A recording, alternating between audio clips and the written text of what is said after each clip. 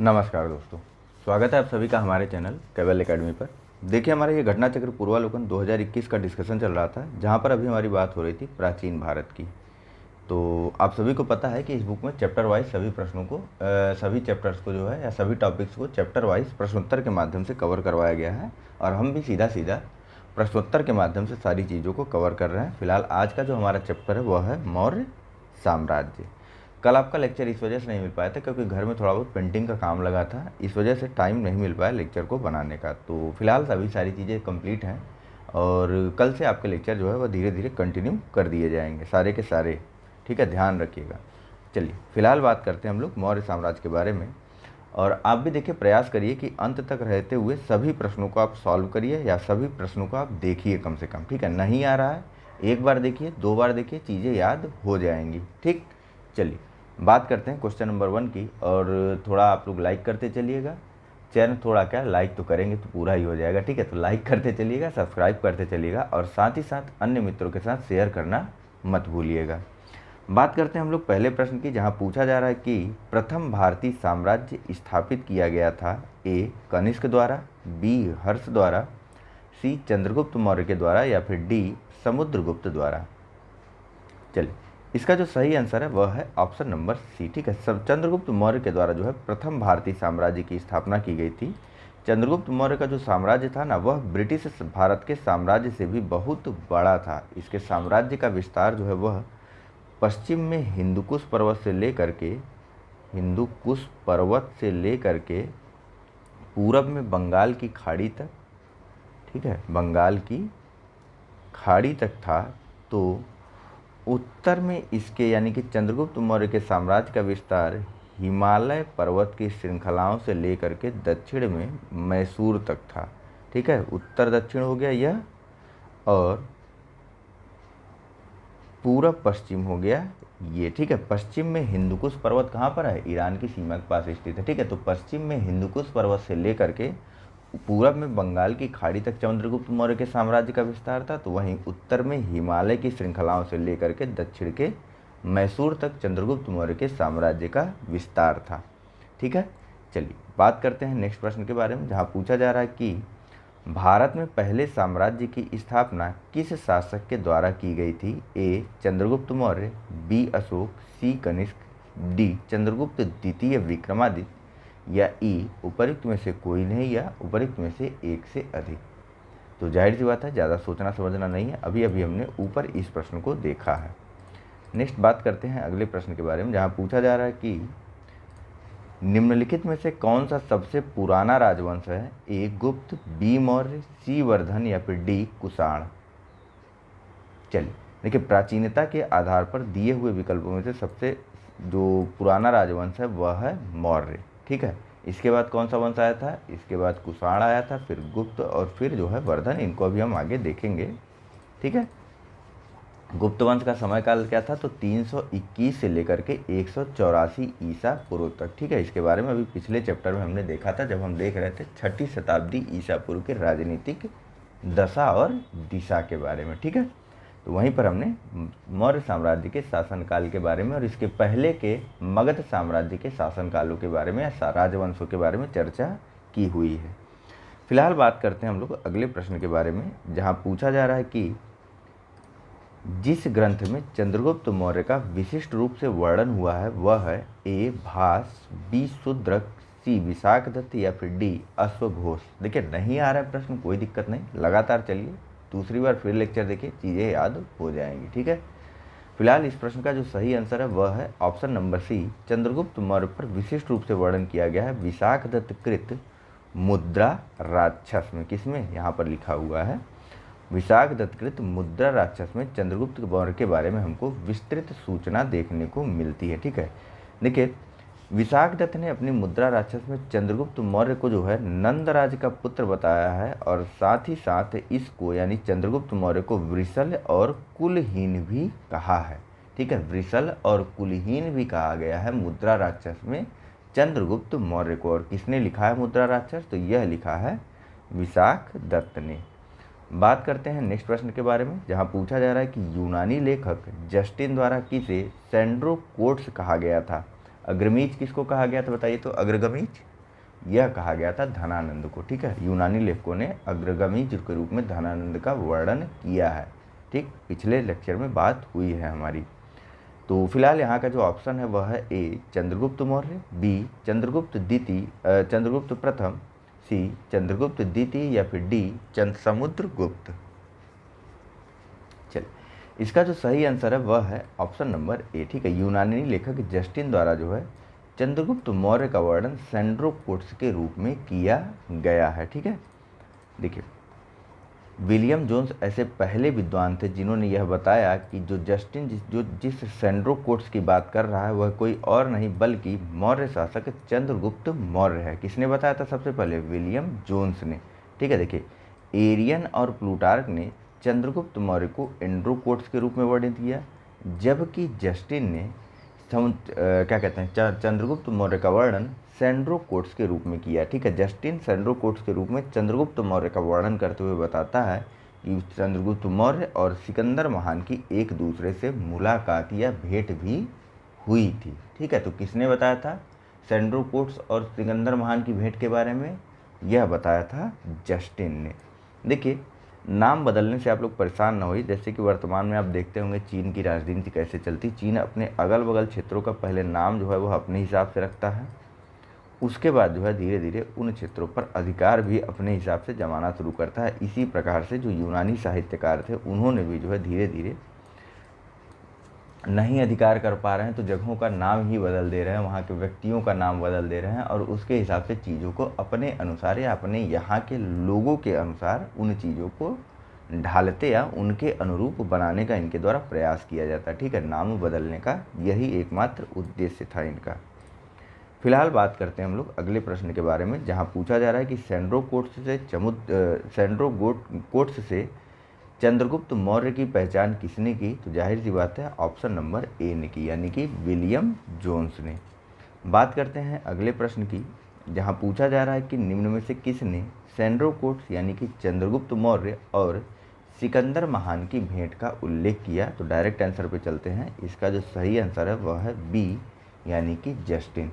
और एरियन और प्लूटार्क ने जो है एंड्रोकोट्स के रूप में चंद्रगुप्त मौर्य का वर्णन किया। ठीक है, फिर से देख लीजिए, चीज़ें बार बार नहीं मिलती हैं और आप भूल जाएंगे। एरियन और प्लूटार्क ने चंद्रगुप्त मौर्य का एंड्रोकोट्स के रूप में वर्णन किया है, जबकि जस्टिन ने चंद्रगुप्त मौर्य का वर्णन सेंड्रोकोट्स के रूप में किया है। वहीं धनानंद का वर्णन जो है यूनानी इतिहासकारों ने अग्रगमीज के रूप में किया है। ठीक है, एक ग और रहेगा। ठीक है, फिलहाल बात करते हैं अगले प्रश्न के बारे में, जहां पूछा जा रहा है कि कौटिल्य प्रधानमंत्री थे? ए चंद्रगुप्त विक्रमादित्य के, बी अशोक के, सी चंद्रगुप्त मौर्य के या फिर डी राजा जनक के। चलिए, इसका जो सही आंसर है वह है ऑप्शन नंबर बी कह रहा हूँ, ऑप्शन नंबर सी। ठीक है, कौटिल्य जो है वह चंद्रगुप्त मौर्य के प्रधान पुरोहित थे, प्रधानमंत्री थे और साथ ही साथ महामंत्री भी थे। ठीक है, जब चंद्रगुप्त मौर्य भारत के सम्राट या फिर मगध राज्य के सम्राट बन गए थे, उसके बाद कौटिल्य जो है वह प्रधानमंत्री, महामंत्री तथा प्रधान पुरोहित के पद पर आसीन हुए थे। कौटिल्य ने राजनीति शास्त्र पर एक पुस्तक लिखी थी जिसका नाम है अर्थशास्त्र। इससे हमें मौर्य काल के सामाजिक और आर्थिक विषयों के बारे में भी काफ़ी महत्वपूर्ण जानकारी प्राप्त होती है। और दूसरी चीज़, यह अर्थशास्त्र जो है भारत में राज्य शासन के ऊपर उपलब्ध प्राचीनतम रचना भी है। किसने इसकी रचना की थी? तो इसकी रचना की थी चंद्रगुप्त मौर्य के प्रधानमंत्री, महामंत्री और प्रधान पुरोहित कौटिल्य जी ने। ठीक है, चलिए बात करते हैं अगले प्रश्न के बारे में, जहां पूछा जा रहा है कि चाणक्य अपने बचपन में किस नाम से जाने जाते थे? ए अजय, बी चाणक्य, सी विष्णुगुप्त या फिर डी देवगुप्त। देखिए वर्तमान बच्चों की तरह चाणक्य के भी विभिन्न नाम थे। ठीक है, इनको जो है कहीं कहीं पर विष्णुगुप्त कहा गया, कहीं पर चाणक्य कहा गया, तो कहीं पर इन्होंने अर्थशास्त्र में जो है वह स्वयं को कौटिल्य लिखा। फिलहाल यहाँ एक्सप्लेनेशन के चक्कर में पड़ेंगे तो बहुत ज़्यादा कंफ्यूज हो जाएंगे, इसलिए उतनी चीज़ें यहाँ से देखते हैं जितनी चीज़ें सही तरीके से समझ में आ जाए। देखिए ऋषि चणक ने अपने पुत्र का नाम चाणक्य रखा था। ठीक है, ऋषि चणक का पुत्र होने के कारण इनका नाम चाणक्य पड़ा था। ठीक है, अर्थशास्त्र में की रचना इन्होंने की और वहाँ पर इन्होंने अपना नाम कौटिल्य के रूप में उल्लिखित किया। ठीक है, और इसी के एक भाग में इन्होंने यह भी बताया कि इनका एक नाम विष्णुगुप्त है, जिसकी पहचान जो है हम चाणक्य के बचपन के नाम के रूप में करते हैं। ठीक है, चाणक्य के बचपन का नाम विष्णुगुप्त था, इनका वास्तविक नाम कौटिल्य था और ऋषि चाणक्य का पुत्र होने के कारण इनका नाम एक चाणक्य भी पड़ा। ऐसा माना जाता है कि चाणक्य इनका गोत्र का नाम भी हो सकता है। ठीक है, चाणक्य या कौटिल्य इनके गोत्र का नाम भी हो सकता है, ऐसा माना जाता है। फिलहाल पुराणों में ऋषि चाणक्य को जो है द्विजर्षभ या फिर श्रेष्ठ ब्राह्मण कहा गया, इसके बारे में कहीं कोई कन्फ्यूजन नहीं है। ठीक है, चलिए बात करते हैं अगले प्रश्न के बारे में, जहाँ पूछा जा रहा है कि चाणक्य का अन्य नाम था। तो डायरेक्ट आंसर पे चलते हैं, चाणक्य का अन्य नाम था विष्णुगुप्त। ठीक, नेक्स्ट अगले प्रश्न को देखते हैं। यहाँ पूछा जा रहा है कि कौटिल्य की पुस्तक अर्थशास्त्र किस विषय पर आधारित है? ए आर्थिक संबंध, बी शासन कला के सिद्धांत और अभ्यास, सी विदेश नीति या फिर डी धन संचय, अथवा ई उपयुक्त में से कोई नहीं या उपयुक्त में से एक से अधिक। चलिए, इसका जो सही आंसर है वह है ऑप्शन नंबर ई। ठीक है, यानी कि उपयुक्त में से एक से अधिक विषयों से संबंधित है चाणक्य की पुस्तक अर्थशास्त्र। ठीक है, कैसे संबंधित है तो यहाँ देखिए एक्सप्लेनेशन में देखिए, कौटिल्य या चाणक्य द्वारा मौर्य काल में अर्थशास्त्र की रचना की गई, जिसमें शासन के सिद्धांतों और अभ्यास की बात बताई गई। ठीक है, और इसमें राज्य के लिए मंडल वाले सिद्धांत में, जो कि विदेश नीति की बात व्याख्या करता है,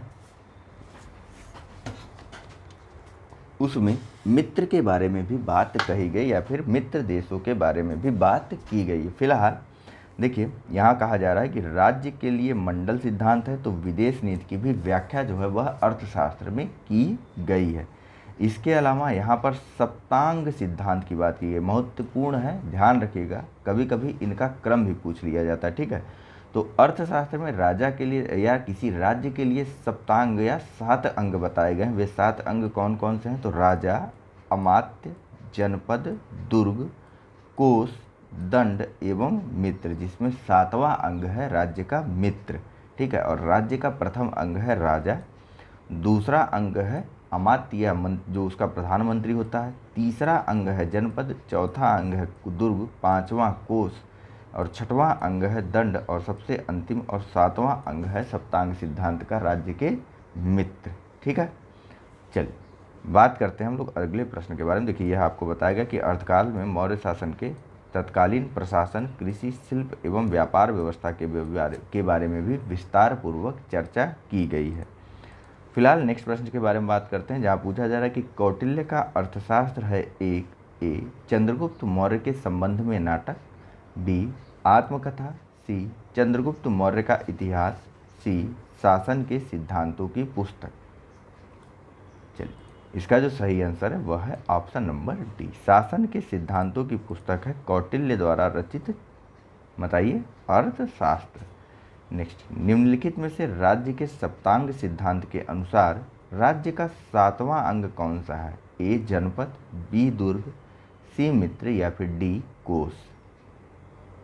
चलिए, इसका जो सही आंसर है वह है ऑप्शन नंबर सी। ठीक है, सप्तांग सिद्धांत के अनुसार राज्य का 7वां अंग मित्र है, पहला अंग राजा है, दूसरा अंग अमात्य है, तीसरा अंग जनपद है, चौथा अंग दुर्ग है, पांचवां अंग कोष है, छठवां अंग दंड है और 7वां अंग जो है वह क्या है? वह मित्र है। ठीक है, याद रखिएगा। देखिए, यहाँ पर भी जो है कौटिल्य जो है वह कृत्रिम मित्र और सहज मित्र में विभेद करते हैं। ठीक है, किस प्रकार से? तो देखिए, कौटिल्य यह बताते हैं अपने अर्थशास्त्र में कि जो सहज मित्र होता है वह कृत्रिम मित्र से अधिक श्रेष्ठ होता है। जिस राजा के मित्र लोभी, कामी तथा कायर होते हैं उसका विनाश अवश्यंभावी भी संभव हो जाता है। ठीक है, या फिर यूँ कह लीजिए कि अवश्यंभावी हो जाता है। और मित्र को जो है उन्होंने सुहृदय कहा है या फिर राजा के कान भी बताया है कि राज्य का जो 7वां अंग मित्र होता है वह राजा का कान भी होता है और राजा के मित्र शांति काल एवं युद्ध काल दोनों में ही उसकी सहायता करते हैं। ठीक है, चलिए बात करते हैं नेक्स्ट प्रश्न के बारे में। सिलेक्शन के बाद अर्थशास्त्र पढ़िएगा, अच्छा लगेगा आपको, अभी मत पढ़ने बैठिएगा। कौटिल्य के अर्थशास्त्र में किस पहलू पर प्रकाश डाला गया है? ए आर्थिक जीवन, बी सामाजिक जीवन राजनीतिक जीवन, सी धार्मिक जीवन, या फिर डी सामाजिक जीवन। यहीं से बताइए। इसका जो सही आंसर है वह है ऑप्शन नंबर बी। ठीक है, कौटिल्य के अर्थशास्त्र में राजनीतिक पहलुओं पर प्रकाश डाला गया। देखिए यहाँ पर यदि ऑप्शन होता कि एक से अधिक तो आप उसके साथ जाते। ठीक है, जैसे हम पहले वाले प्रश्न में गए थे, क्वेश्चन नंबर 11 में। नेक्स्ट, निम्नलिखित में से किसकी तुलना मैकियावली के प्रिंस से की जा सकती है? ए कालिदास का मालविकाग्निमित्रम, बी कौटिल्य का अर्थशास्त्र, सी वात्स्यायन का कामसूत्र, या फिर डी तिरुवल्लुवर का तिरुक्कुलर। चलिए, इसका जो सही आंसर है वह है ऑप्शन नंबर बी। कौटिल्य के अर्थशास्त्र की तुलना मैकियावली के प्रिंस से की जा सकती है। ठीक है, नेक्स्ट, किसके शासनकाल में डीमेकस या डाइमेकस भारत आया था? ए चंद्रगुप्त मौर्य, बी बिंदुसार, सी अशोक, या फिर डी कनिष्क।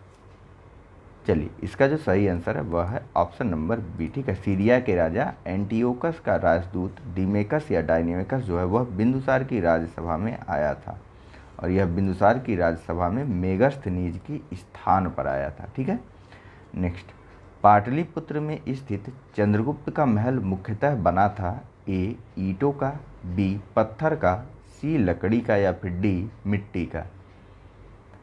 चलिए, इसका जो सही आंसर है वह है ऑप्शन नंबर सी। ठीक है, पाटलिपुत्र में स्थित चंद्रगुप्त का महल जो है वह मुख्यतः लकड़ी से ही बनाया गया था। देखिए, बिहार के पटना के समीप स्थित बुलंदी बाग एवं कहाँ से? बिहार के पटना के पास स्थित बुलंदी बाग एवं कुम्भहार में की गई खुदाई से हमको मौर्य काल के लकड़ी के विशाल भवनों के अवशेष प्राप्त हुए। ठीक है, और इनको खोजने का श्रेय जो है वह स्नूपर महोदय को दिया जाता है। ठीक है, बुलंदी बाग से हमको नगर के परकोटे के अवशेष, परकोटा ये होता है नगर के चारों तरफ का जो घेरा बनाया जाता है। ठीक है, तो परकोटे के अवशेष तथा कुम्भहार से हमको राजप्रसाद यानी कि जो महल था वह प्राप्त हुआ। ठीक, बुलंदी बाग से हमको इसकी क्या कहते हैं बाउंड्री मिली थी। ठीक है, चारों तरफ जो नगर का बाउंड्री वाल बनाया गया था वह मिला, यानी कि वह लकड़ी का ही था। तो बुलंदी बाग से हमको नगर के परकोटे प्राप्त हुए, और कुम्भहार से हमको राजप्रसाद यानी कि जो राजा का महल था वह मिला। ठीक है, किसने खोजा था? तो यह खोजा था स्नूपर ने। नेक्स्ट, किस प्राचीन नगर के अवशेष कुम्भहार स्थल से प्राप्त हुए हैं? तो ए वैशाली, बी पाटलिपुत्र, सी कपिलवस्तु, या फिर डी श्रावस्ती। तो सीधा आंसर पे चलते हैं, ऑप्शन नंबर बी। पाटलिपुत्र के अवशेष हमको कुम्भहारपुर से प्राप्त हुए हैं, या कुम्भहार से प्राप्त हुए, कुम्भहारपुर नहीं। नेक्स्ट, बुलंदी बाग प्राचीन स्थान था, ऑप्शन बी का, यानी कि पाटलिपुत्र का, जहाँ से हमको नगर के परकोटों के अवशेष और साथ ही साथ विशाल भवनों के भी अवशेष प्राप्त हुए हैं। और यह किसके बने थे? यह बने थे लकड़ी के।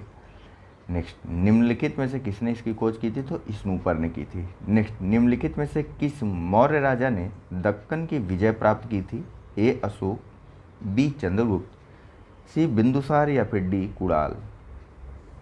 चलिए देखिए, पहले ही प्रश्न में आपको बताया गया था, इसका जो सही आंसर है वह होगा ऑप्शन नंबर बी। पहले ही प्रश्न में आपको यह बताया गया था कि जो चंद्रगुप्त मौर्य था उसकी मृत्यु तक उसके साम्राज्य का विस्तार पश्चिम में हिंदुकुश पर्वत से शुरू हुआ था, और पूरब में यह बंगाल की खाड़ी तक गया था, और साथ ही साथ उत्तर में हिमालय की श्रृंखलाओं से शुरू होकर के इसका विस्तार दक्षिण में मैसूर राज्य तक था। ठीक है, तो दक्कन की विजय किसने प्राप्त की होगी? तब चंद्रगुप्त मौर्य ने। अशोक के द्वारा मात्र एक राज्य जीता गया था, या एक युद्ध लड़ा गया था, और वह था कलिंग। ठीक है, ध्यान रखिएगा, कलिंग के बाद या कलिंग से पहले इसने कोई भी युद्ध नहीं लड़ा था। और अशोक अपने युद्धों के लिए नहीं, अशोक अपने धम्म के लिए प्रसिद्ध है। ठीक है, नेक्स्ट बात करते हैं अगले प्रश्न के बारे में। यहाँ पूछा जा रहा है कि मालवा, गुजरात एवं महाराष्ट्र किस शासक ने पहली बार जीता था? ए हर्ष, बी स्कंदगुप्त, सी विक्रमादित्य, या फिर डी चंद्रगुप्त मौर्य। चलिए, इसका जो सही आंसर है वह है option number D. Chandragupta Maurya के द्वारा मालवा, गुजरात एवं महाराष्ट्र का प्रदेश भी पहली बार जीता गया था। ठीक है, देखिए इसके बारे में हमको पता चलता है, जो रुद्रदामन का जूनागढ़ अभिलेख है ना, वहाँ से रुद्रदामन ने अपने जूनागढ़ अभिलेख में बताया था कि जो चंद्रगुप्त मौर्य हैं, यहाँ पर देखिए जो चंद्रगुप्त मौर्य हैं, इनका जो राज्यपाल है जिसका नाम है पुष्यगुप्त।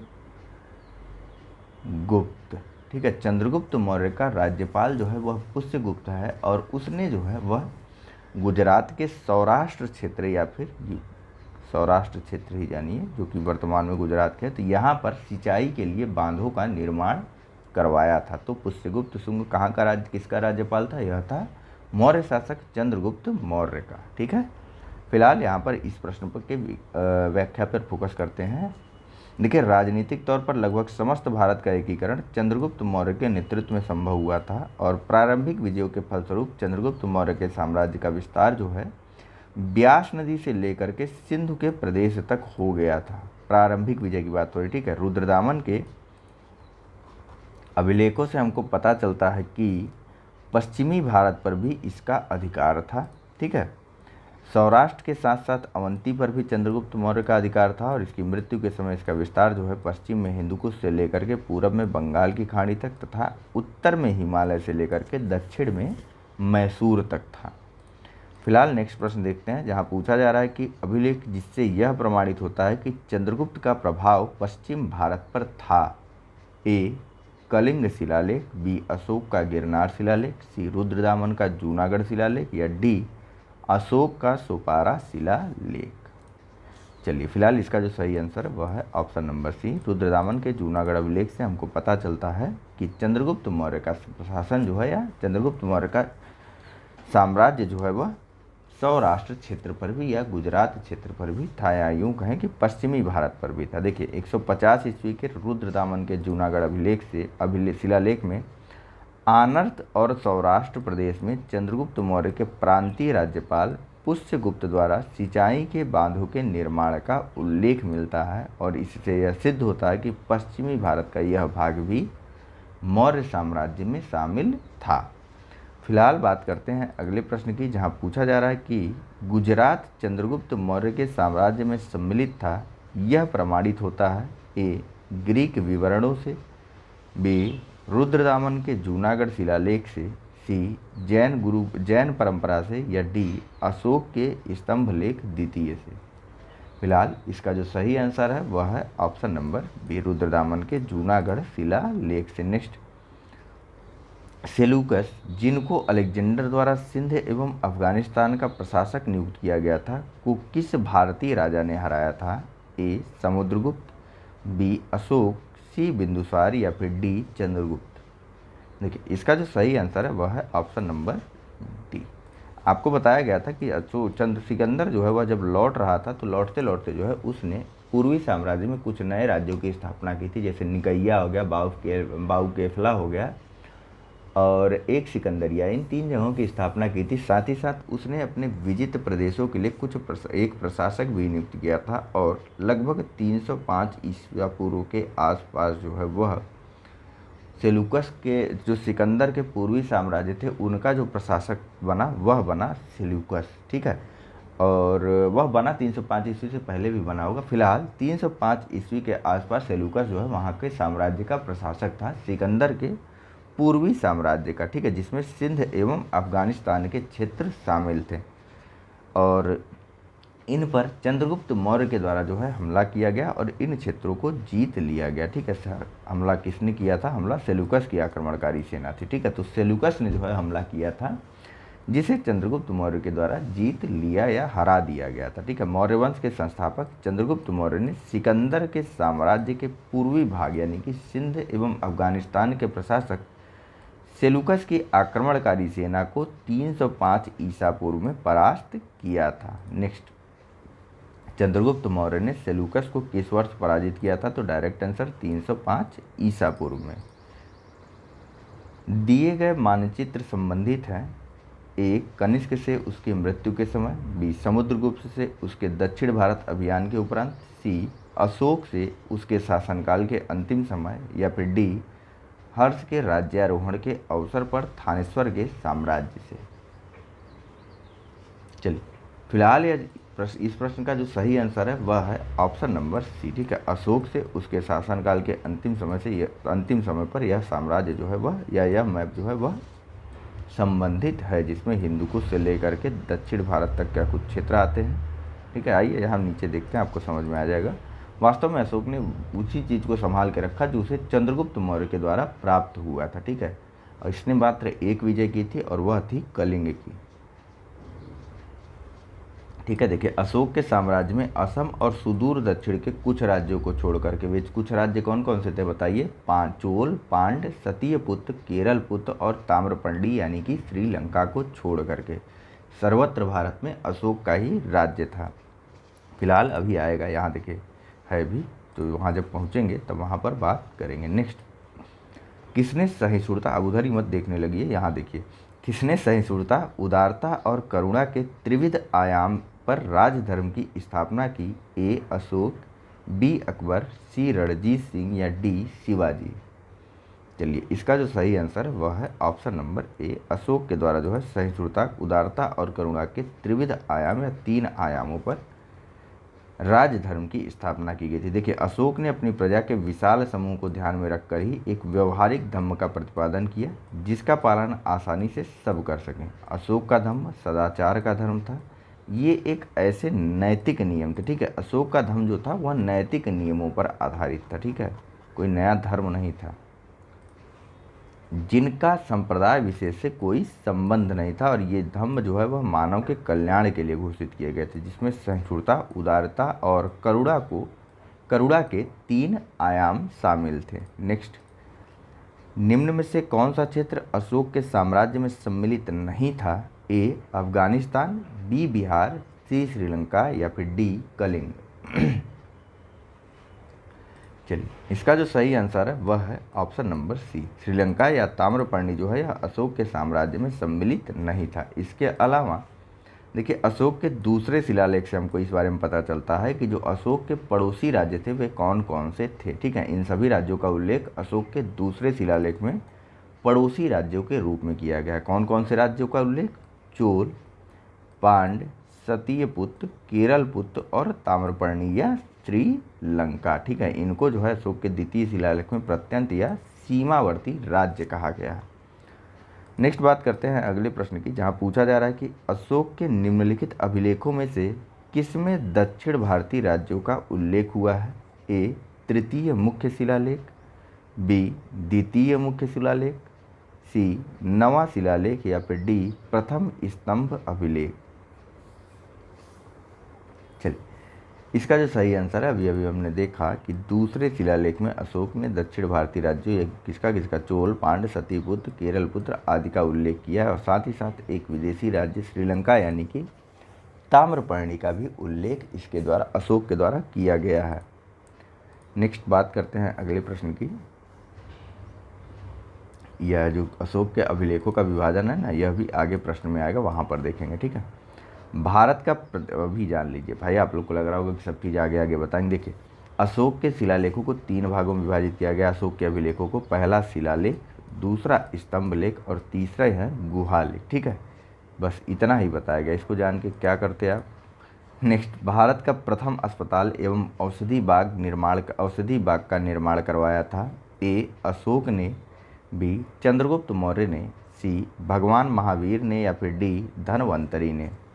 देखिए इसका जो सही आंसर है वह है ऑप्शन नंबर ए, अशोक के द्वारा भारत के पहले अस्पताल एवं औषधीय बाग का निर्माण करवाया गया था, जो कि पशुओं एवं मनुष्यों दोनों के लिए था। ठीक है, देखिए अशोक ने ही अपने शासनकाल में मनुष्यों एवं पशुओं के लिए उपयोगी औषधियों हेतु प्रथम अस्पताल या औषधालय एवं औषधीय बागों का निर्माण करवाया था। यहाँ पर इधर उधर की बातें लिखी हुई हैं कि इसने धर्मशाला की स्थापना करवाई थी, छायादार पेड़ लगवाए थे, लोकोपकारी कार्य किए थे, और इसके द्वारा या फिर अशोक को जो है वह युद्धों के लिए नहीं जाना जाता था, बल्कि एक धम्म विजेता के रूप में जाना जाता था। पशुओं के प्रति भी यह दयावान था, उनके वध पर प्रतिबंध आरोपित कर दिए थे। तो फिलहाल जो है यह सामान्य सी बातें हैं। ठीक है, पशु वध से संबंधित बात सामान्य नहीं है, इसको आप याद रखिएगा। ठीक है, पशु एवं पक्षियों के वध यानी कि उनके शिकार पर भी इसके द्वारा, अशोक के द्वारा प्रतिबंध लगाया गया था। ठीक है, नेक्स्ट, अशोक ने बौद्ध होते हुए भी हिंदू धर्म में आस्था नहीं छोड़ी, इसका प्रमाण है ए तीर्थ यात्रा, बी मोक्ष में विश्वास, सी देवानाम प्रिय की उपाधि, या फिर डी पशु चिकित्सालय खोले ना यहाँ पर पशु चिकित्सालय, मनुष्यों और पशुओं के लिए प्रथम औषधालय या अस्पताल का उद्घाटन किया और साथ ही साथ औषधीय बागों का निर्माण करवाया। ठीक है, लेकिन फिलहाल इससे हिंदू धर्म के आस्था का लेकर के कोई मतलब संबंध नहीं है। देवानाम प्रिय की उपाधि जो है यह बताती है हमको कि अशोक ने बौद्ध धर्म स्वीकार तो किया था, लेकिन वह अभी भी हिंदू धर्म में आस्था रखता था। ठीक है, देखिए अशोक 272 ईसा पूर्व के लगभग मगध के राज सिंहासन पर बैठा था और उसके 3 वर्ष बाद यानी कि 269 ईसा पूर्व में उसका राज्याभिषेक हुआ था। अशोक के अभिलेखों में सभी जगहों पर उसको देवानाम प्रिय या देवानाम प्रिय भी कहा गया अथवा देवानाम प्रियदर्शी कहा गया, जिसका अर्थ होता है देवताओं का प्रिय या देखने में सुंदर। इससे हमको उसकी हिंदू धर्म में आस्था के प्रति संकेत प्राप्त होते हैं। नेक्स्ट, निम्नलिखित में से किस स्रोत में अशोक के राज्यकाल में तृतीय बौद्ध समिति होने का उल्लेख मिलता है? पहला अशोक के अभिलेख, दूसरा दीपवंश, तीसरा महावंश, चौथा दिव्यावदान। नीचे कूट का प्रयोग करते हुए आपको सही उत्तर देना है। ऑप्शन है ए 1 2, बी 2 3, सी 3 4 या डी 1 4। चलिए, इसका जो सही आंसर है वह है ऑप्शन नंबर बी। ठीक है, 2 और 3 यानी कि दीपवंश और महावंश, यह जो दोनों ना यह सिंहली अनुश्रुति है। इनमें हमको श्रीलंका के इतिहास के बारे में पता चलता है। ठीक है, दीपवंश और महावंश से। ठीक है, इनको क्या बोला जाता है? सिंहली अनुश्रुतियाँ बोला जाता है। और इसी से हमको यह पता चलता है कि अशोक के राज्यकाल में पाटलिपुत्र में मोगलीपुत्र नामक प्रसिद्ध बौद्ध भिक्षु की अध्यक्षता में बौद्ध धर्म का तृतीय सम्मेलन या तृतीय सभा या तृतीय संगति का आयोजन किया गया था। नेक्स्ट, अशोक के शासनकाल में बौद्ध सभा किस नगर में आयोजित की गई थी? तो सीधे आंसर पर चलते हैं, ऑप्शन नंबर बी, पाटलिपुत्र में अशोक के शासनकाल में मोगलीपुत्र की अध्यक्षता में तृतीय बौद्ध संगति का आयोजन किया गया था। ठीक है, एक प्रश्न नीचे हम लोग छोड़ करके ऊपर चल रहे थे। यहाँ पूछा जा रहा है कि निम्नलिखित मौर्य शासक बौद्ध धर्म के अनुयायी थे। पहला चंद्रगुप्त मौर्य, दूसरा अशोक, तीसरा बिंदुसार और चौथा दशरथ। सही उत्तर आपको चुनना है। ऑप्शन है ए 1 एवं 2, बी 2 एवं 3, सी 3 एवं 4, डी 2 एवं 4 या फिर सी या फिर ई 1 एवं 3। छत्तीसगढ़ है, 5 विकल्प रहते हैं और बिहार वाले में तो और खतरनाक, उपयुक्त में से कोई नहीं है, उपयुक्त में से एक से अधिक। अब बताइए ई वाला होगा कि नहीं होगा। चलिए, फिलहाल इसका जो सही आंसर है वह है ऑप्शन नंबर डी, अशोक और उसका पौत्र दशरथ। यह दोनों जो है वह बौद्ध धर्म के अनुयायी थे। ठीक है, और दोनों मौर्य शासक थे। फिलहाल नेक्स्ट प्रश्न देखते हैं। यहाँ पूछा जा रहा है कि रज्जुक थे ए चोल राज्य में व्यापारी, बी मौर्य शासन में अधिकारी, सी गुप्त साम्राज्य में सामंत वर्ग या फिर डी शक सेना में अधिकारी। चलिए, इसका जो सही आंसर है वह है ऑप्शन नंबर बी, रज्जुक जो थे वह मौर्य शासन के जिला अधिकारी हुआ करते थे। ऐसे जान लीजिए जिनके पास राजस्व और न्याय दोनों का अधिकार था।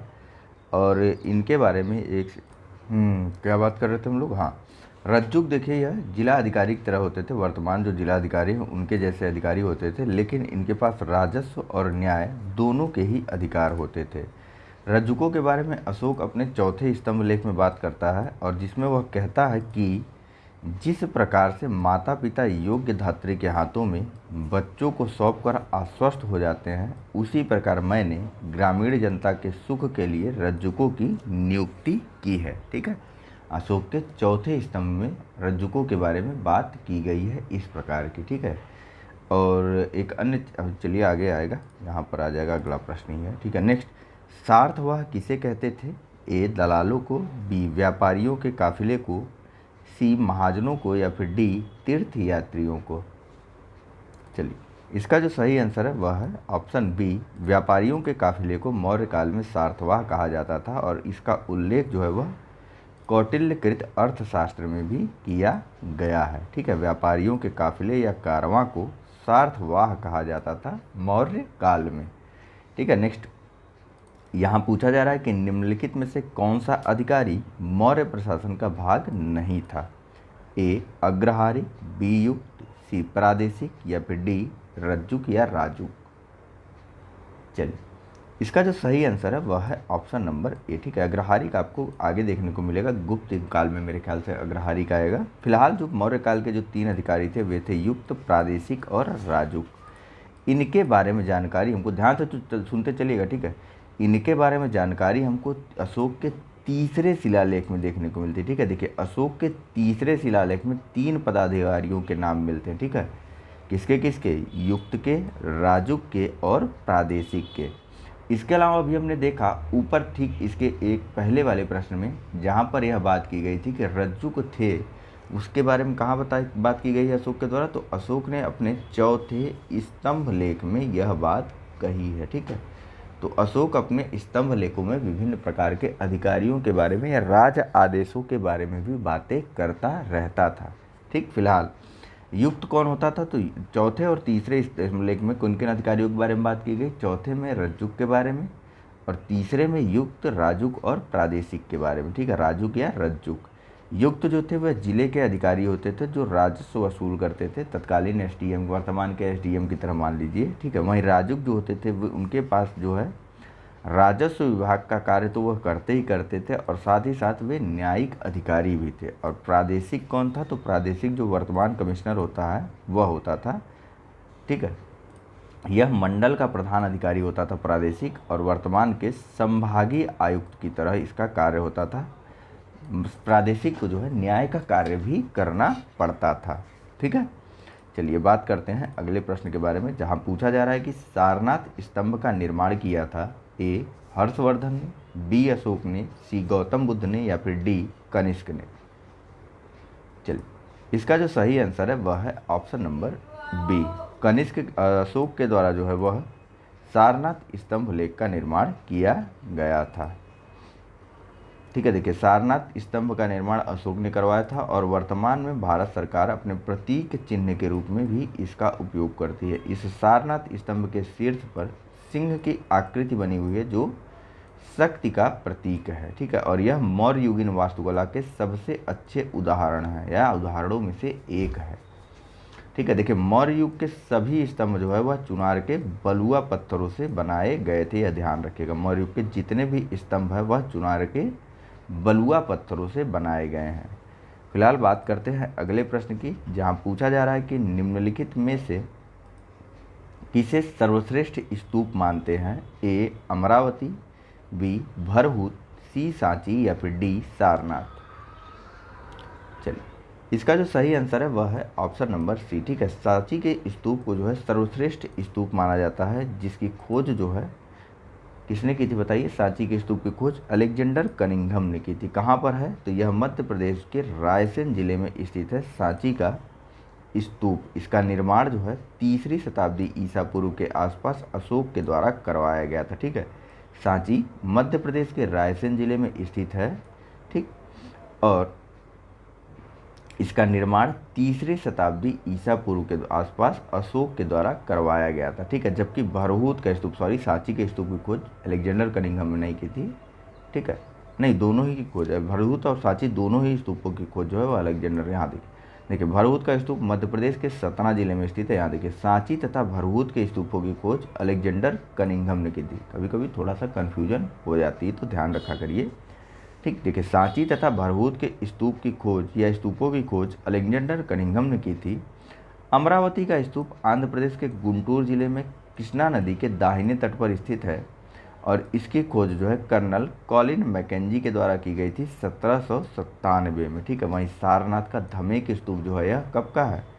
गुप्तकालीन है, ध्यान रखिएगा। सारनाथ स्थित धमेक स्तूप जो कि एक समतल भूमि पर बनाया गया है वह गुप्तकालीन स्तूप है। ठीक है, मैं फिर से बता देता हूँ। देखिए सांची के स्तूप और भरहूत स्तूप दोनों की खोज जो है वह अलेक्जेंडर कनिंघम ने की थी और इन दोनों स्तूपों का निर्माण जो है वह अशोक के काल में करवाया गया था। ठीक, सांची के स्तूप का निर्माण 3री शताब्दी ईसा पूर्व के आसपास करवाया गया था। सांची का स्तूप मध्य प्रदेश के रायसेन जिले में, जबकि भरहूत का स्तूप मध्य प्रदेश के सतना जिले में स्थित है।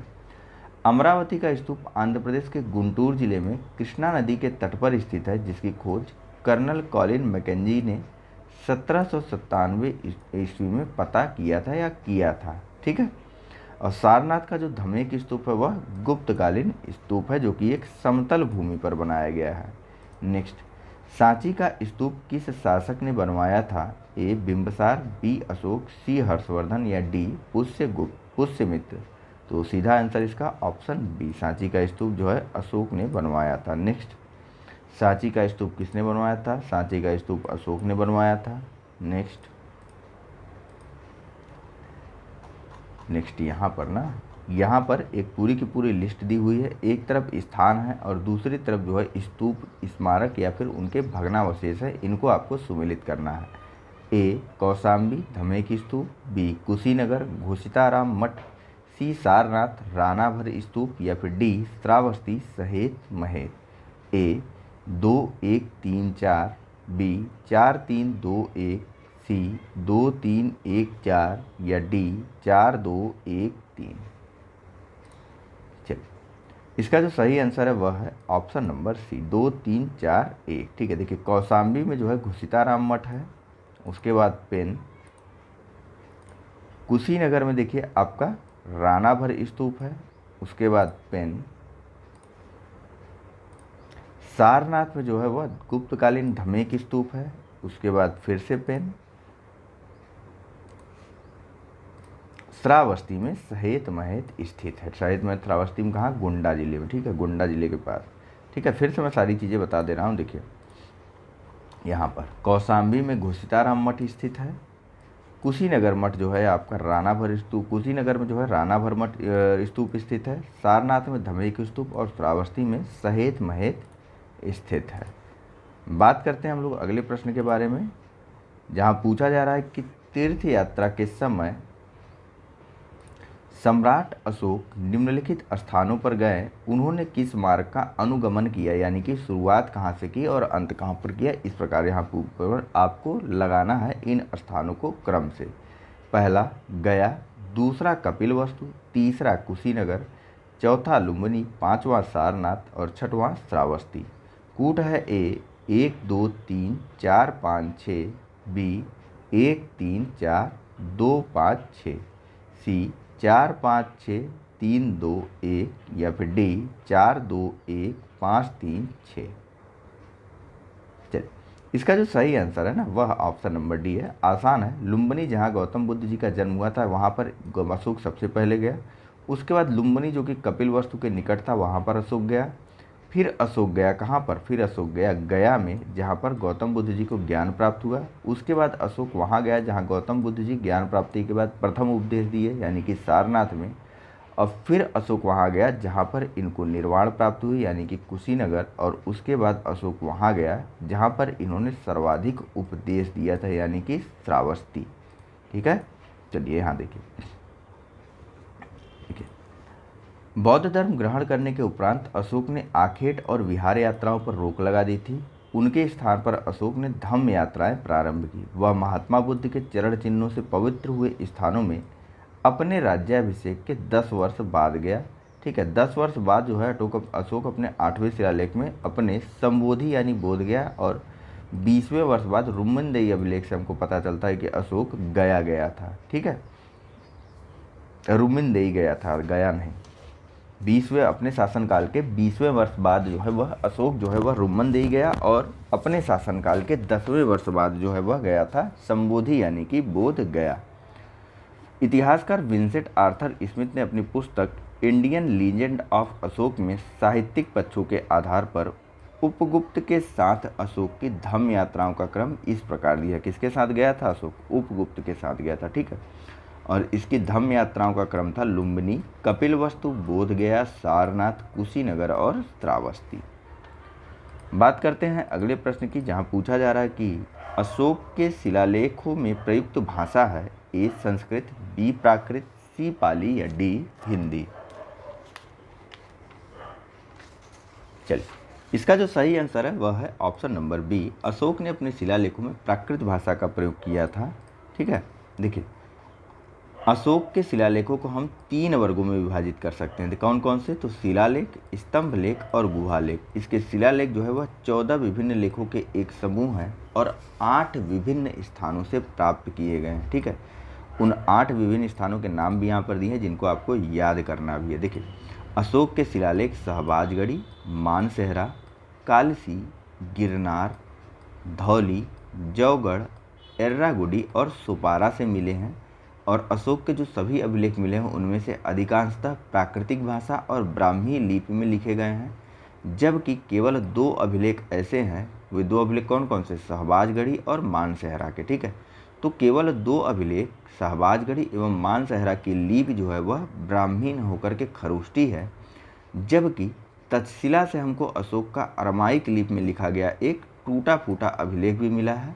वहीं सरेकुना नामक स्थान से हमको यूनानी तथा अरमाइक लिपि में लिखा गया एक द्विभाषीय यूनानी एवं सीरियाई भाषा में अभिलेख प्राप्त हुआ है। वहीं लंघमान से हमको एक अरमाइक लिपि में लिखा गया अशोक का अभिलेख प्राप्त हुआ। कन्फ्यूज मत होइए, सरेकुना से हमको अशोक का द्विभाषी अभिलेख प्राप्त हुआ है जो कि यूनानी और अरामेइक लिपि में लिखा गया था और इसकी भाषा यूनानी और सीरियाई थी। ठीक है, और तक्षशिला से हमको अरामेइक लिपि में लिखा गया अशोक का एक टूटा फूटा अभिलेख मिला है और साथ ही साथ लंघमान से भी हमको अशोक का अरमाइक लिपि में लिखा गया अभिलेख मिला है। ठीक है, और बाकी शहबाजगढ़ी और मानसेहरा से ब्राह्मी नहीं खरोष्टी लिपि में लिखा गया इसका एक अभिलेख प्राप्त हुआ है। बात करते हैं अगले प्रश्न की। यहाँ पूछा जा रहा है कि निम्नांकित में से कौन सा अशोककालीन अभिलेख खरोष्टी लिपि में है? ए कालिसी, बी गिरनार, सी शहबाजगढ़ी या फिर डी मेरठ। चलिए, इसका जो सही आंसर है वह है ऑप्शन नंबर सी।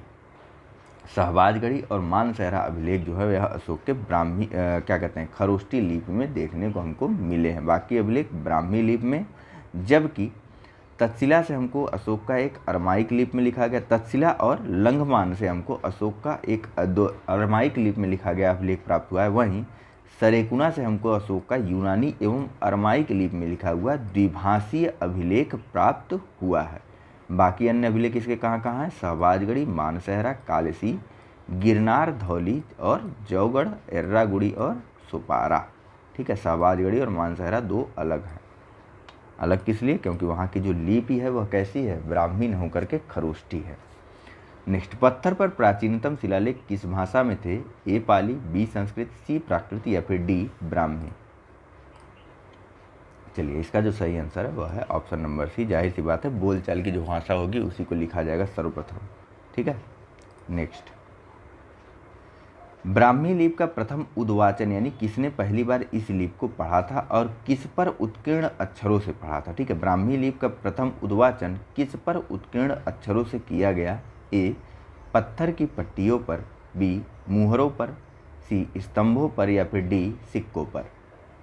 चलिए, इसका जो सही आंसर है वह है ऑप्शन नंबर ए। ठीक है, पत्थर की पट्टियाँ या शिलालेखों पर लिखा गया ब्राह्मी लिपि का प्रथम उद्वाचन या पहली बार पढ़ा गया किसके द्वारा? इतिहासकार जेम्स प्रिंसेप के द्वारा। ठीक है, चलिए बात करते हैं इसके एक्सप्लेनेशन के बारे में। देखिए, ब्राह्मी लिपि का प्रथम उद्वाचन पत्थर की पट्टियों या शिलालेखों पर उत्कीर्ण अक्षरों से किया गया। इस कार्य को संपादित करने वाले जो प्रथम विद्वान थे वह थे जेम्स प्रिंसेप, जिन्होंने अशोक के अभिलेखों को पढ़ने का श्रेय हासिल किया था। नेक्स्ट, अशोक के शिलालेखों को सर्वप्रथम किसने पढ़ा था? तो सीधे आंसर पे चलते हैं, ऑप्शन नंबर सी ने पढ़ा था, यानी कि जेम्स प्रिंसेप ने पढ़ा था। नेक्स्ट, अशोक के अभिलेखों को सर्वप्रथम पढ़ा था ए जेम्स प्रिंसेप ने, बी इतना ऑप्शन क्यों चल रहा है? ऑप्शन ए जेम्स प्रिंसेप ने अशोक के शिलालेखों को सर्वप्रथम पढ़ा था। नेक्स्ट, ब्राह्मी लिपि को सर्वप्रथम किसने पढ़ा था? तो ब्राह्मी लिपि में ही अशोक के शिलालेखों को सर्वप्रथम ऑप्शन डी यानी कि जेम्स प्रिंसेप ने पढ़ा था। नेक्स्ट, अशोक के शिलालेखों को पढ़ने वाला प्रथम अंग्रेज कौन था? ए जॉन टावर, ऑप्शन डी था। ठीक है, जेम्स प्रिंसेप था। नेक्स्ट, सम्राट अशोकों के राजादेशों का सबसे पहले विकूटन या डिसाइफर किसने किया था? तो जाहिर सी बात है किसने सबसे पहले पढ़ा था, जेम्स प्रिंसेप ने पढ़ा था, तो उन्हीं ने तो सबसे पहले उसका विकूटन या उनको डिसाइफर किया। नेक्स्ट, वह स्थान जहाँ प्राक अशोक ब्राह्मी लिपि का पता चलता है, ए नागार्जुन कोंडा, बी अनुराधापुर, सी ब्रह्मगिरी या फिर डी मास्की। चलिए, इसका जो सही आंसर है वह है ऑप्शन नंबर बी। श्रीलंका के अनुराधापुर में हमको अशोक के पहले की भी ब्राह्मी लिपि के बारे में पता चलता है, और इसके अलावा सोहगौरा और महास्थान से भी हमको प्राक अशोककालीन ब्राह्मी लिपि का पता चलता है। ठीक है, देखिए प्राक अशोक ब्राह्मी लिपि का पता श्रीलंका स्थित अनुराधापुर से पता चला हमको, और कुछ स्थानों पर भी इस प्रकार के अभिलेख के साक्ष्य मिले जो कि हैं पिपरहवा, सोहगौरा और महास्थान। नेक्स्ट, प्राचीन भारत में निम्नलिखित में से कौन सी एक लिपि दाईं ओर से बाईं ओर लिखी जाती थी, ए ब्राह्मी, बी नंदनागिरी, सी शारदा या फिर डी खरोष्टी। दाईं से बाईं इधर होगा, दाईं से बाईं इधर होगा, इधर होगा। ठीक है, ये वाला। इसका जो सही आंसर है वह है ऑप्शन नंबर डी। ठीक है, प्राचीन भारत में खरोष्टी भाषा को दाईं से बाईं ओर लिखा जाता था। ठीक है, और यह कहाँ की प्रमुख भाषा थी, तो यह उत्तर पश्चिमी भारत की लिपि थी। ठीक है, देखिए प्राचीन भारत में खरोष्टी लिपि को दाएं से बाएं लिखा जाता था। इसको पढ़ने का श्रेय मैसन, प्रिंसेप, नॉरिस, लेसन और कनिंघम आदि विद्वानों को है। यह मुख्यतः उत्तर पश्चिम भारत की भाषा थी। खरोष्टी और सहबाजगढ़ी क्या कहते हैं, मानसहरा और सहबाजगढ़ी की जो अभिलेख हैं या जो स्तंभ जो शिलालेख हैं वह भी हमको खरोष्टी लिपि में ही प्राप्त हुए। ठीक है, नेक्स्ट, निम्नलिखित में से प्राचीन भारत की कौन सी लिपि दाहिने से बाएं ओर लिखी जाती थी, तो ऑप्शन सी यानी कि खरोष्टी लिपि जो है वह दाहिने से बाएं ओर लिखी जाती थी। नेक्स्ट, अशोक का अपने शिलालेखों में सामान्यतः जिस नाम से उल्लेख हुआ है वह है ए चक्रवर्ती, बी धर्मदेव, सी धर्मकीर्ति या फिर डी प्रियदर्शी। चलिए, इसका जो सही आंसर है वह है ऑप्शन नंबर डी। अशोक अपने शिलालेखों में स्वयं को प्रियदर्शी या फिर देवानाम प्रिय कहता है अथवा प्रियदर्शी कहता है।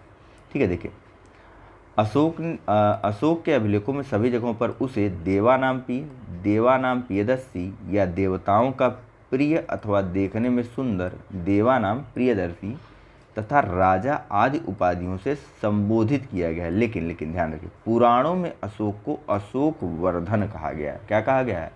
पुराणों में अशोक को अशोक वर्धन कहा गया है। नेक्स्ट, अपने शिलालेखों में अशोक सामान्यतः किस नाम से जाने जाते हैं? तो सीधा आंसर चले option number B, Priyadarshi. Next बात करते हैं अगले प्रश्न की, जहां पूछा जा रहा है कि अभिलेखों में किस शासक का उल्लेख प्रियदर्शी एवं देवानाम प्रिय के रूप में किया गया? ए चंद्रगुप्त मौर्य, बी अशोक, सी समुद्रगुप्त या फिर डी हर्षवर्धन। सीधा आंसर बात करते हैं ऑप्शन नंबर बी को जो है अशोक को जो है प्रियदर्शी या देवानाम प्रिय कहा गया। नेक्स्ट, यहाँ पूछा जा रहा है कि निम्नलिखित वक्तव्यों में से कौन सा एक वक्तव्य अशोक के प्रस्तर स्तंभों के बारे में गलत है? ए इन पर बढ़िया पालिश है, बी ये अखंड हैं, सी स्तंभों का सॉफ्ट जो है वह सुंडाकार है, या डी ये स्तंभ प्राचीन संरचना के भाग हैं। चलिए, इसका जो सही आंसर है स्थापत्य संरचना के भाग हैं, प्राचीन के नाम। इसका जो सही आंसर है वह है ऑप्शन नंबर डी, यह कथन गलत है। देखिए, अशोक के जो भी प्रस्तर स्तंभ लेख थे वह स्वतंत्र थे और यह सुंडाकार थे। सुंडाकार कहने का अर्थ जैसे आपने बेलन देखा है ना, वैसे। ठीक है, इस प्रकार थे और इन पर बढ़िया प्रकार की पालिश की गई थी और ये अखंड है। ठीक है, ईरान से और अशोक के स्तंभ लेखों में यही अंतर है कि ईरान के अभिलेख जो है वह कई खंडों में विभाजित हैं। कुछ कुछ खंडों को ला करके उनको आपस में जोड़ करके फिर एक स्तंभ बनाया गया, जबकि अशोक के जो प्रस्तर स्तंभ थे वह एक ही पत्थर के बनाए गए हैं और सुंडाकार यानी कि बेलन के आकार के हैं। ठीक है, और इन पर बहुत बढ़िया क्वालिटी की पॉलिश भी की गई है। अभी तक ये वैसे के वैसे ही हैं। ठीक, हालांकि हमने नया था का ऐसा नहीं देखा, लेकिन फिलहाल यह अभी भी वैसे ही है। ठीक है, चलिए, और यह स्वतंत्र रूप से स्थापित है, किसी बिल्डिंग या किसी छत या फिर किसी महल वगैरह में इनकी स्थापना नहीं की गई है। नेक्स्ट, और इसके बाद एक और प्रश्न कर लेंगे। ठीक है, इस कम से कम यह पेज ही कंप्लीट हो जाएगा।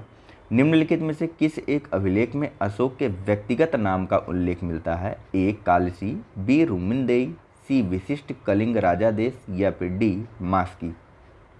चलिए, इसका जो सही आंसर है वह है ऑप्शन नंबर डी। अशोक को उसके मास्की, गुर्जरा, नेत्तूर और उडेगोलम लेखों में उसके व्यक्तिगत नामों से बुलाया गया है। देखिए, अब तक इसके 40 से अधिक अभिलेख प्राप्त हो चुके हैं हमको अशोक के, जिसमें मास्की, गुर्जरा, नेत्तूर और उडेगोलम के लेखों में अशोक के व्यक्तिगत नाम यानी अशोक के नाम का उल्लेख मिला है। नेक्स्ट और आज के इस लेक्चर का यह अंतिम प्रश्न है। यहाँ पूछा जा रहा है कि निम्नलिखित में से किस उभारदार मूर्तिशिल्प, जैसे आप कहीं पर मूर्तियाँ देखते हैं ना, एक पत्थर पर मूर्ति उकेर दी जाती है उभरी हुई, उसको जैसे सामान्यतः आप हनुमान जी की मूर्ति देखते होंगे, ठीक है, पत्थर रख दिया, उस पर मूर्ति उकेर दी, उस मूर्ति की बात कहते हैं, उसको उभारदार मूर्ति या रिलीफ स्कल्पचर कहते हैं, ठीक है। तो बात करते हैं यहाँ पर, देखिए, निम्नलिखित में से किस उभारदार मूर्ति शिलालेख में अशोक के प्रस्तर रूप चित्र के साथ राण्यों अशोक या राजा अशोक उल्लिखित है? ए कंगनहल्ली, बी सांची, सी शहबाजगढ़ी या फिर डी सोहगौरा।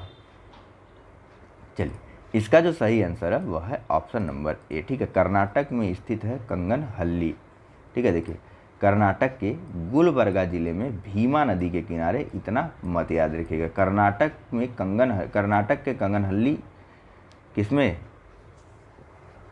कर्नाटक के कंगनहल्ली शिलालेख में कर्नाटक के कंगनहल्ली में बौद्ध स्तूप है और यहाँ सम्राट अशोक का रानी के साथ प्रस्तर चित्र उत्कीर्ण है, जिसमें या जिसके नीचे राण्यों अशोक या राजा अशोक लिखा गया। मैं फिर से पढ़ देता हूँ। देखिए, ये मत याद रखिए आप लोग, ठीक है, बस इतना याद रखिए कि कर्नाटक के कंगनहल्ली में स्थित बौद्ध स्तूप में अशोक का उसकी रानी के साथ पत्थर पर रूप चित्र या उभारदार या रिलीफ स्कल्पचर बनाया गया है, जिसमें या जिसके नीचे राण्यों अशोक या राजा अशोक लिखा गया है।